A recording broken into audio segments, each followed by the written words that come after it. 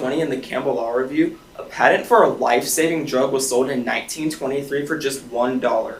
Now, that same drug is being sold for upwards of $1,000 a month in the United States. The United States Congress should enact a law that makes it illegal to price gouge insulin. In 2018, Bullard and others published the Morbidity and Mortality Weekly Report that around 23 million Americans are affected by diabetes, a disease where insulin is a life-saving medication. Growing up, I was raised in a single-parent household, so I spent a lot of time with both of my grandparents. Both of my grandparents are diabetic, so I've seen the effects that insulin can have both when it is used and when it isn't. Let's talk about the issue of the price gouging of insulin, some of its causes, and what we can do to remedy this long-standing issue. However, before we can discuss this life-threatening issue, it's important to understand what the problem itself is.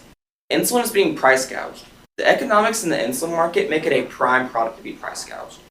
According to Choi's article published in 2022 to The Hill, for the almost 100 years insulin has existed, there are no generic forms that exist. This allows for pharmaceutical companies to be able to charge unreasonably high prices for insulin, and causes diabetics to either have to go without insulin or have to go to extreme measures to get insulin. However, a more generic form of insulin called Semglee is set to hit the market in November, which will be the first and only generic form of insulin to ever exist for the almost 100 years that insulin has existed. Along the same notes, insulin is being monopolized. According to the same article published by Choi in 2022 to The Hill, in 1923, this patent for insulin was sold for just $1 with the intention of making insulin affordable and accessible for all. However, when this patent expired in the 1940s, 3 companies took over, and those same 3 companies own all of the world's insulin market now, which allows for insulin to be easily monopolized, especially within the United States where the government laws make it easy for monopolization to occur. Now that we understand the gist of insulin price gouging and why it's a problem, let's take a deeper dive into some of the reasons as to why insulin is being price gouged. Insulin is being price gouged for a wide variety of reasons.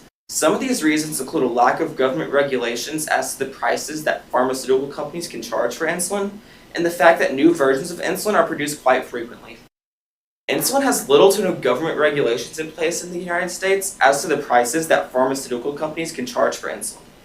Hamilton published in 2020 to the Health and Global News that aside from Colorado, there isn't a single state in the United States that has any sort of price ceiling or law that makes it illegal for pharmaceutical companies to charge above a certain price for insulin.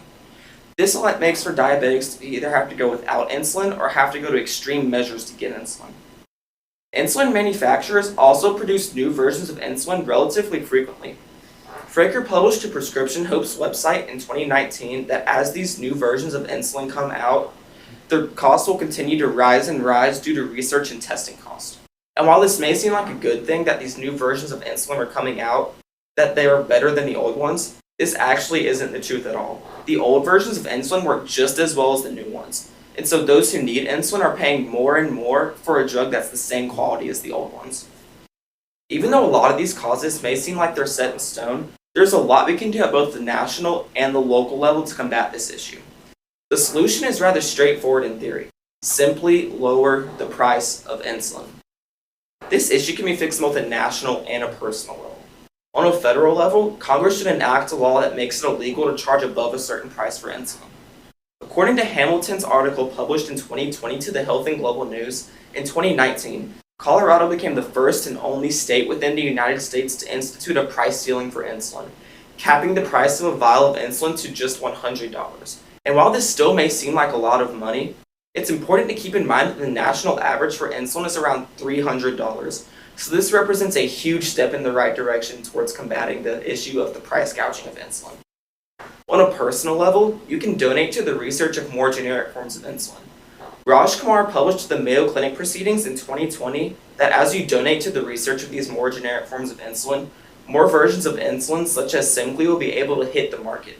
This will change the market from a monopolist market to a competitive market, as more for substitutes are introduced which will threaten the monopoly that those 3 companies have around insulin. Additionally, you can negotiate with the pharmaceutical company to lower the price of insulin for you, or buy insulin through lesser known alternative means. Fraker published to Prescription Hope's website in 2019 that if you meet certain income and insurance requirements, you can negotiate with your pharmaceutical company to lower the price of insulin for you. However, This rests on the fact that you have an insurance policy, and many Americans don't. If this is the case, you can order through lesser-known alternatives through companies such as Prescription Hope, where they intentionally do not accept insurance within the United States. This allows them to circumvent many of the laws that cause insulin to be really expensive in the United States, allowing them to charge way cheaper prices than they otherwise would be able to. These solutions will work because they have worked in other places, and after all, a rule is a rule. It can't be broken without consequences.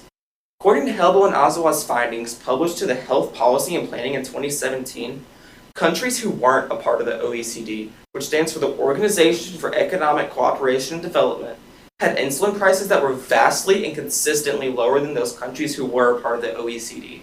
This is largely due to the fact that many of these countries don't have these government regulations and patent laws that protect these pharmaceutical companies, allowing them to charge whatever price they want to for insulin. When these changes are enacted, insulin will become much more affordable for the millions of people who need it. However, in order to get insulin to those who need it, it is important that these changes are implemented swiftly. Today, we have discussed the issue of the price gouging of insulin, some of its causes, and what we can do at both the national and the local level to remedy this issue. After seeing other countries and states make insulin more affordable and accessible to all, it is easy to see why Congress should enact a law that makes it illegal to price gouge insulin. Instead of having to dish out upwards of $1,000 a month to this life-saving drug, these changes that should be enacted in regards to the price level of insulin will lead to increased financial stability and accessibility for all Americans who need insulin. So what are we waiting for? Let's take action and lower the price of insulin today.